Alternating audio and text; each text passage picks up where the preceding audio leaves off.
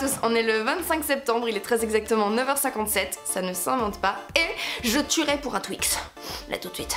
Alors aujourd'hui j'ai envie de vous parler d'un sujet un petit peu spécial, parce que figurez-vous que j'ai fait l'acquisition de nouveaux petits animaux de compagnie. Alors je ne vais pas vous parler aujourd'hui de Pokémon Go, même si je peux faire pas mal de parallèles entre les petits animaux de poche et les animaux de compagnie dont je vais vous parler, et j'aimerais aujourd'hui m'adresser à ceux qui, eux aussi par altruisme, ont décidé d'adopter ces petites bêtes malades, fatiguées et blessées. Félicitations, vous avez adopté un hater! Ce qui est cool, c'est que vous avez même pas besoin de le sortir pour qu'il ponde son caca. Les haters, c'est un petit peu pareil que tout le reste. Vous avez la possibilité de vous servir de vos haters pour avancer. Pour cela, il faut prendre soin de son hater, savoir s'en occuper et l'utiliser correctement. Et c'est ce dont on va parler aujourd'hui. Je pense qu'il est très important de faire cette vidéo en deux fois. Dans cette première vidéo, je vais vous expliquer exactement quoi faire de votre hater, comment bien le nourrir, comment bien vous en servir. Et dans une seconde vidéo, je vais directement m'adresser à eux. On parle beaucoup des haters, on a beaucoup de proverbes qui se font sur les haters, mais personne n'ose s'adresser à eux directement. Il faut savoir une chose, c'est que le hater par définition est un petit animal blessé et que je pense que le meilleur moyen de gérer son hater, c'est de le soigner. Alors mon rapport aux haters, putain je me sens canadienne tout d'un coup. Alors moi dans un premier temps sur ma chaîne tout allait bien. Ma chaîne c'est une bébé chaîne, elle a 4 mois, à l'heure où je vous écris elle n'a même pas encore atteint les 700 abonnés. Bon c'était facile, on était entre gens bien, on parlait développement personnel, on était entre gens qui voulaient s'élever et se tirer vers le haut, donc c'était plutôt pratique. Et puis j'ai eu la chance absolument extraordinaire d'intégrer l'école Morning Kiss et j'ai sorti donc mes nouvelles vidéos et j'ai goûté à la joie des pouces rouges et des commentaires négatifs. J'étais fascinée. La légende disait donc vrai. Les haters sont quand même une partie de la population qui se creuse les méninges pour des gens qu'ils n'aiment pas. C'est extraordinaire. En général, si tu aspires toi-même à être heureux, si tu aspires à un minimum de bonheur dans ta vie, tu vas plutôt essayer de dépenser du temps ou de l'énergie dans des choses qui te plaisent, qui te font plaisir. Non! Là, les personnes cliquent sur ta vidéo, regardent ta vidéo, attendent la fin de ta vidéo, traquent dans la vidéo les moindres choses qu'ils peuvent te remettre en cause. Ensuite, prennent leur clavier, se creusent les ménages, construisent des propos pour t'expliquer que tu es grosse, slash que tu as des sourcils bizarres, slash que tu as un accent dégueulasse, slash que t'es con. C'est comme ces gens qui prennent leur clavier pour écrire en commentaire qu'ils ont perdu 5 minutes de leur vie. Ne perds pas 30 secondes supplémentaires pour m'expliquer que t'as perdu 5 minutes de ta vie. Bon, c'est m'accorder trop d'importance, c'est trop d'honneur. Bon, en fait, on va parler sérieusement 2 secondes. Parce que... ok, je fais un peu la meuf blindée comme ça, tout ça, qui prend les choses avec philosophie, qui rigole, etc. Mais bon, la réalité, c'est que je suis exactement comme tout le monde et que un peu comme tout le monde, une attaque, une insulte, une injure, ben ça m'affecte. En plus, comme vous avez pu le constater, justement j'ai pas fait beaucoup de vidéos en ce moment. Je traverse une période un peu compliquée. Je prends l'estime de moi, mais au final je dois admettre que je suis pas forcément très à l'aise dans mon corps.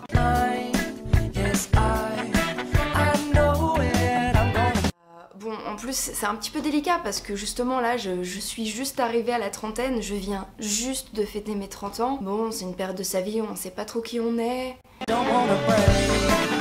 Qu'est-ce que je peux dire comme connerie? Pire, je dirais même que les haters peuvent carrément intégrer la recette de votre réussite et je vais vous expliquer pourquoi et comment. Là aussi, les haters c'est comme des Pokémon. C'est-à-dire que Pikachu il fait des attaques éclairs et le haters il fait des attaques personnelles. Les haters vont avoir plusieurs attaques. La critique négative constructive, l'attaque personnelle et le pouce rouge. Ce sont les principales attaques du haters. On va les prendre par ordre d'importance. Tout d'abord, le pouce rouge. Attaque pouce rouge!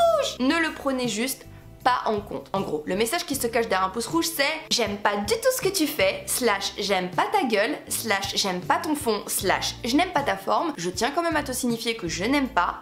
Tu ne sauras pas quoi, tu ne sauras pas pourquoi, mais je tiens à te dire que je n'aime pas. En l'occurrence, la démarche là n'est pas du tout une démarche constructive, n'est pas du tout une démarche bienveillante, c'est juste là pour te dire je ne t'aime pas ou je n'aime pas ce que tu fais. Là où il faut s'inquiéter en revanche, c'est si le ratio pouce rouge, pouce vert est disproportionné, c'est-à-dire que par exemple, il y a énormément de pouces rouges ou beaucoup plus de pouces rouges que de pouces verts. À ce moment-là, je vous invite à vous référer aux commentaires, parce que souvent dans les commentaires, entre deux insultes, va figurer de véritables raisons pour lesquelles les gens n'apprécient pas votre vidéo, et parmi ces raisons, peut-être des choses que vous allez pouvoir corriger pour proposer un meilleur contenu. Donc maintenant, parmi ces commentaires, va figurer des attaques personnelles. Gros connard! Attaque personnelle! Gros connard! Gros connard. Une attaque personnelle, elle est portée sur qui tu es. Elle va se porter par exemple sur ton physique, ta voix, sur ton accent, sur une partie de ta personnalité, sur tes gimmicks, ton rire, tes coudes, sur tes mollets, sur ta mère, sur ma plante verte, pas qu'on s'en prenne à moi. Moi, y a pas de souci, tu vois. Moi, je suis blindée, ok? Moi, je gère. Y a pas de souci. Mais s'en prendre à Titi. Titi, Titi, ma plante, voilà, Titi. S'en prendre à Titi, c'est dégueulasse. Il a rien demandé, ok? 99,9% des gens qui vont s'en prendre à toi via notamment les supports par lesquels tu travailles sont des gens qui vont te faire des grands sourires et qui vont te serrer la main dans la rue. On parle de personnes qui sont gentiment planquées derrière leur clavier et qui te vouent une haine alors qu'ils ne te connaissent pas. Alors que faire de ces attaques personnelles? Moi je vous recommande très vivement de les retirer. Sur ma propre chaîne c'est simple, moi on m'insulte, on s'en prend à moi, à mon physique ou à ma plante verte, bon bah je retire, hein. Je me casse pas plus la tête que ça. Pour moi c'est un peu comme si je marchais dans la rue tranquille et quelqu'un qui me faisait « Ah t'es moche !» Qu'est-ce que tu veux faire de cette information? Merci, je suis déjà au courant! Moi, quelqu'un qui me traite de moche dans la rue, c'est soit je passe parce que j'estime que la baffe du crapal n'atteint pas la blanche aux colombes, ou alors, vous pouvez avoir la deuxième technique, mais bon, je pense que c'est perdre énormément de temps et accorder énormément d'énergie pour rien aux gens, bah, c'est la punchline. Tu as un minimum de répartie, et si tu as du temps à perdre ou l'envie de t'éclater, et bah tu fais des petites punchlines. Après, moi je ne suis pas du tout adepte de ce genre de technique parce que mon temps est précieux et que j'ai autre chose à foutre. Ensuite, tu vas avoir la critique négative. Alors, la critique négative n'est pas une attaque personnelle. La critique négative va plutôt être portée sur ton contenu, mais va plutôt être portée sur ce que tu fais et non pas sur ce que tu es. Une critique négative n'est pas toujours constructive. Je n'aime pas, ton propos est décousu, ton message est abject, ce que tu as fait ne me plaît pas, c'est nul, c'est dégueulasse, caca boudin. Je vous rappelle que dans le 16e arrondissement, pour l'ouverture d'un camp de réfugiés, caca a quand même été la plus belle punchline lancée par les habitants du 16e qui étaient contre ce projet. Donc la critique c'est quelqu'un qui va parler de ce que tu produis et juste exprimer son avis sur ce que tu as produit et donc dire je n'aime pas. Que faire de ça? Vous avez deux choix. Soit vous décelez que la personne a juste du mal à exprimer ce qu'elle n'aime pas, mais peut-être que derrière il y a une critique constructive à aller chercher. Je vous invite dans ce moment-là à répondre dans le commentaire et à demander exactement d'éclaircir le propos. Alors à ce moment-là, bien évidemment, il faut mettre un petit peu son ego de côté parce que ça fait un peu mal aux fesses de vouloir chercher à s'entendre dire pourquoi est-ce que éventuellement, potentiellement on produit de la merde. Mais l'exercice peut être très intéressant, j'ai eu l'opportunité de le faire et ça peut aussi être l'opportunité de vraiment, en grattant, trouver une vraie critique constructive. Admettons que quelqu'un émet une critique négative. Ouais, c'est de la merde! Vous prenez le temps de commenter et vous allez demander ok, est-ce que tu peux expliciter exactement en quoi est-ce de la merde? Et le deuxième commentaire va être un commentaire déterminant et va vous aider vraiment à comprendre ce que la personne vous reproche. Donc soit là vous allez vous retrouver sur quelqu'un qui va refuser de répondre et qui donc va balancer derrière une attaque personnelle ou va persévérer dans la critique non constructive du genre oui c'est pas à moi de t'expliquer à quel point ton travail c'est de la merde mais je tiens juste à te dire que c'est de la merde. Figurez-vous que ça m'est arrivé. Ou alors la personne a effectivement derrière une critique constructive à faire. En général quelqu'un qui profère une critique qui n'est pas constructive ou qui dans un premier temps n'était pas constructive, n'est pas quelqu'un qui est dans la bienveillance. Donc là en l'occurrence on a affaire à quelqu'un qui n'a pas forcément très envie de t'aider à avancer, mais qui se retrouve obligé de le faire parce que tu l'as confronté à ses propres propos. Et donc il va expliquer par A plus B pourquoi est-ce que lui trouve que c'est de la merde. Auquel cas, je t'invite à lui faire en substance la réponse suivante. Cher hater, j'ai bien reçu ton commentaire et je te souhaite un prompt rétablissement de tes hémorroïdes. En effet, j'ai bien analysé tes propos et une fois filtré la virulence, j'ai cru déceler une critique justifiée, bien planquée dans ta petite diarrhée. Sache que je compte prendre en compte cette critique dans l'unique but de devenir meilleur. Non pas que ton avis compte pour moi. En effet, je pourrais sauver un chien de la noyade, un bébé d'un immeuble en flammes ou construire une dizaine d'écoles au Kenya, tu y trouverais toujours à redire. Et te plaire ne m'intéresse pas. Je te remercie néanmoins, car ce dernier commentaire va me permettre de produire un contenu de meilleure qualité qui fédérera donc plus de gens, bien que je ne sois pas dupe de ton degré de fils de puterie. Bisous. Et ça, je trouve que c'est le retour le plus classe du monde. Parce que quelqu'un qui vraiment te déteste et a envie de formuler sa détestation de toi à travers un commentaire est quelqu'un qui a quand même bien envie de te mettre à terre. Donc la meilleure réponse que l'on puisse faire, c'est de signifier que son commentaire et que le haine qu'il a voulu te porter ne t'a tellement rien signifié que tu as gardé l'esprit assez clair pour te remettre en question, pour comprendre si éventuellement il y avait quelque chose à en tirer et en plus pour en tirer quelque chose de positif et pour te servir de son commentaire négatif pour avancer. Putain, là tu viens de lui mettre un triple KO, il va avoir du mal à s'asseoir pendant 3 semaines. Boum!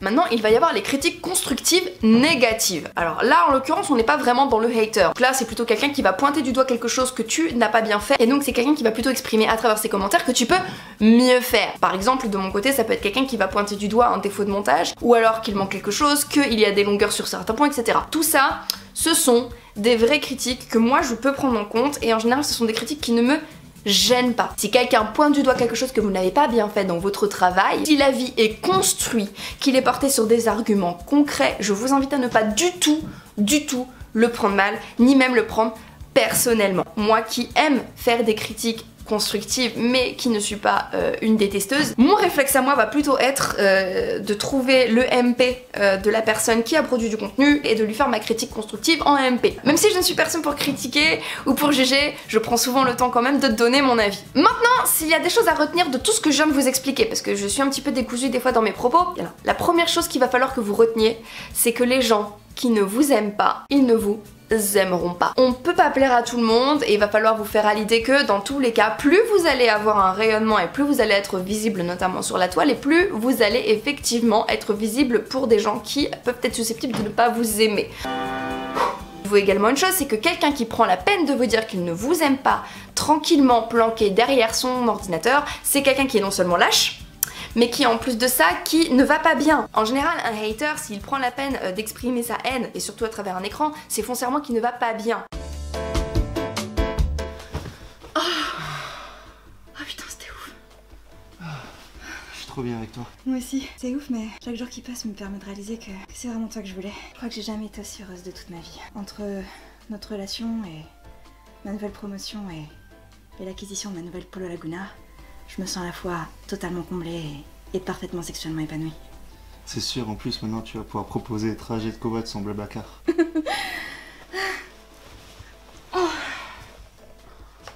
Tu fais quoi? Je prends 5 minutes pour poster une attaque personnelle par commentaire interposé à quelqu'un que je ne connais pas, pour qu'il se sente incroyablement mal. Voilà. Et en plus, t'es grosse. C'est une meuf. Faut toujours attaquer le porc quand c'est une fille. Audio Jungle. Cette première vidéo est terminée, j'espère qu'elle vous a aidé à mieux gérer vos haters. De mon côté, je vous fais de gros bisous, je vous souhaite une excellente journée. Et n'oubliez jamais que si une petite quiche comme moi y arrive, vous pouvez y arriver. Maintenant, c'est à vous de jouer.